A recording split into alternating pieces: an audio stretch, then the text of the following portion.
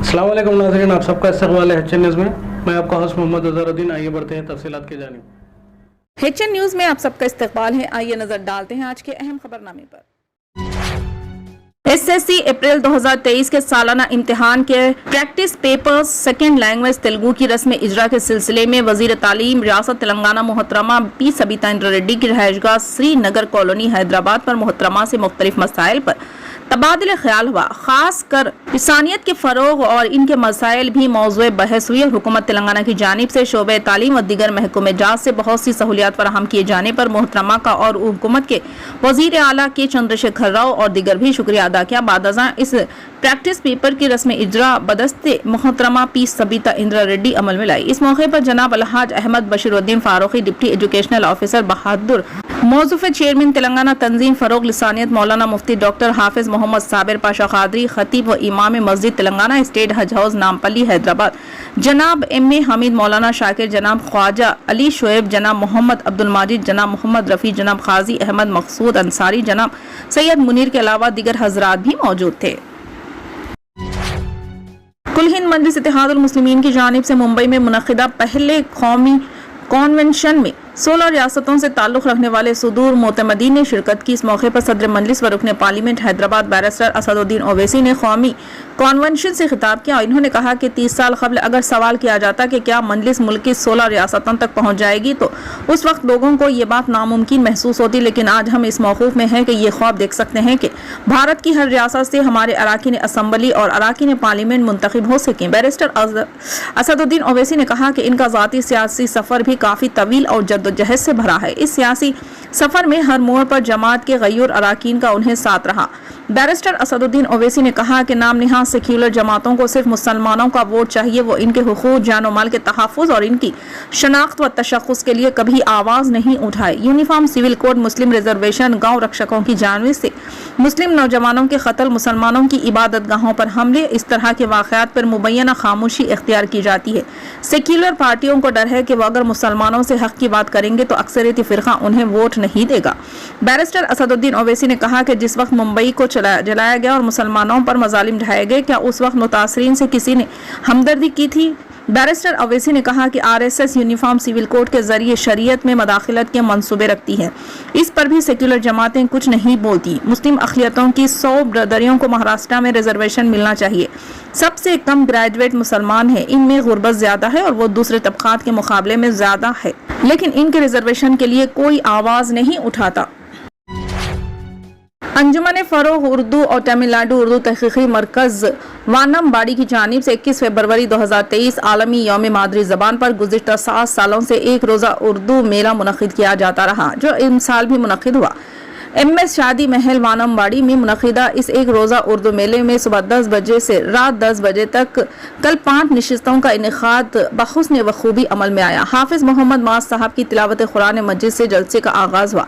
हाफिज़ शहाबुद्दीन साहब ने लहन दाऊदी में नात पाक पेश किया। पहली निशिस्त सेमिनार की रही, जिसकी सदारत डॉक्टर अब्दुल सत्तार साहिब, साबिक़ registrar doctor Abdul Haq Urdu university Kurnool ने फरमाई। डॉक्टर अमीनुल्लाह एसोसिएट प्रोफेसर जामे वेंकटेश्वरा तिरुपति और professor Ghayas Ahmed assistant professor शोबे उर्दू न्यू कॉलेज चेन्नई ने जनूबी हिंदुस्तान में उर्दू के हवाले से अपने अपने मकाले पेश किया। इसके फौरन बाद दूसरी एजाज़ी नशिस्त की शुरुआत हुई, जिसकी सदारत भी डॉक्टर अब्दुल सत्तार साहब की हुई। बतौर मेहमान एजाज़ी मौलाना सैयद नियाज अहमद साहब Jamali, principal Jamalia Arabic college Chennai और मौलाना सैयद अब्दुल रहमान साहब मदनी गवर्नमेंट गाजी ज़िले तिरपतूर और बतौर मेहमान खुसूसी डॉक्टर अनवरुल्लाह हाजी जनाब टी मोहम्मद मुबीन साहब और डॉक्टर इकबाल अहमद रियाज साहब शरीक रहे। Telangana Urdu working journalist federation शाख जिले आदिलाबाद सदर की हैसियत से जनाब मोहम्मद शाहिद अहमद तवक्कल स्टाफ रिपोर्टर रोजनामा इत्तेमाद को मुत्तफ़िक़ राय से मुंतखब किया गया। हफ्ते के रोज आदिलाबाद शहर मुस्तखीर के सेंट्रल गार्डन फंक्शन हॉल में एजाज अहमद खान रियासती नायब सदर Telangana Urdu working journalist federation की सदारत में इजलास बज़िमन ख़याम आदिलाबाद यूनिट मुनक़िद किया गया। इस इजलास में अब्दुल जमीद रियासती organising secretary Telangana Urdu working journalist federation ने बहैसियत मेहमान एजाजी शिरकत की। Telangana Urdu working journalist federation के रियासती सदर एम माजिद, नायब सदर हबीब अली जीलानी और जनरल सेक्रेटरी सैयद गौस मुहिउद्दीन की हिदायत के मुताबिक जिले आदिलाबाद में फेडरेशन के रुकनियत साजी और तश्कील जदीद के ज़ीमन में मुनक़िदा इजलास में उर्दू अखबारात, इलेक्ट्रॉनिक मीडिया और तेलुगु अखबारात से वाबस्ता मुस्लिम सहाफ़ियों ने शिरकत की। इस मौके पर Telangana Urdu working journalist federation शाख जिले आदिलाबाद की नई बॉडी की तश्कील रियासती नायब सदर और रियासती ऑर्गेनाइजिंग सेक्रेटरी व दीगर जिम्मेदारान की निगरानी में सबके राय व मशवरे से अमल में लाई गई, जिसमें महबूब खान स्टाफ रिपोर्टर रोजनामा सियासत और हमीदुल्लाह अनवर स्टाफ रिपोर्टर रोजनामा रहनुमाए दक्कन की जेर सरपरस्ती में जनाब शाहिद अहमद तवक्कल स्टाफ रिपोर्टर रोजनामा इत्तेमाद को मुत्तफ़िक़ राय से बहैसियत जिले सदर मुंतखब किया गया। गुजरात के राजकोट जिले में आज दोपहर जलजले के झटके महसूस किए गए। जिले राजकोट में आज 4.3 शिद्दत के जलजले के झटके महसूस किए गए। ताहम इस झटके में कोई जानी या माली नुकसान नहीं हुआ। फिलहाल जलजले के मरकज का पता लगाया जा रहा है।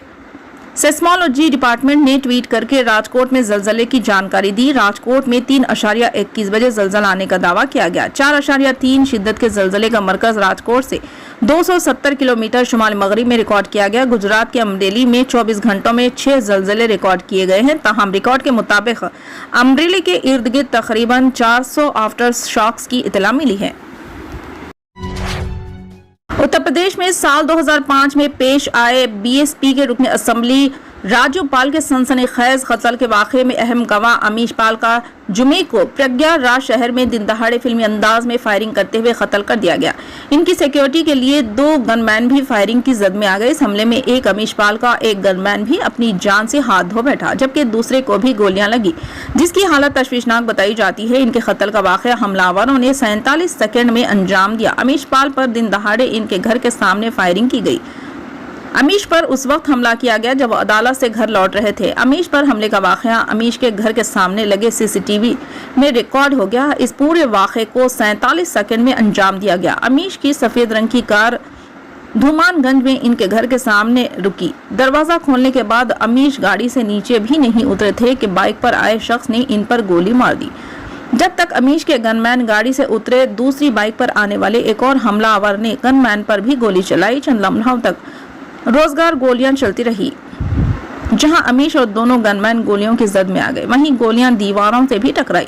जब गोलियां लगी तो अमीश घर की तरफ भाग पड़े। तभी हमलावरों में से एक ने बम फेंक दिया। हमलावर दूसरे बम से अमीश पाल पर हमला करने के बाद अपनी बाइक पर फरार हो चुके थे। हमलावरों ने सिर्फ 47 सेकेंड में इस वारदात को अंजाम दिया। इसके बाद घर वालों ने अमीश को लेकर हॉस्पिटल पहुंचे। डॉक्टरों ने अमीश और इसके गनमैन में से एक को मुर्दा करार दिया। फिलहाल के लिए इस खबरनामे में बस इतना ही। देखने के लिए आपका बहुत बहुत शुक्रिया। अगर आप नए हैं इस चैनल पर तो सब्सक्राइब जरूर कर लें और बेल आइकन को दबा लें ताकि हमारी हर खबर आप तक पहले मिले।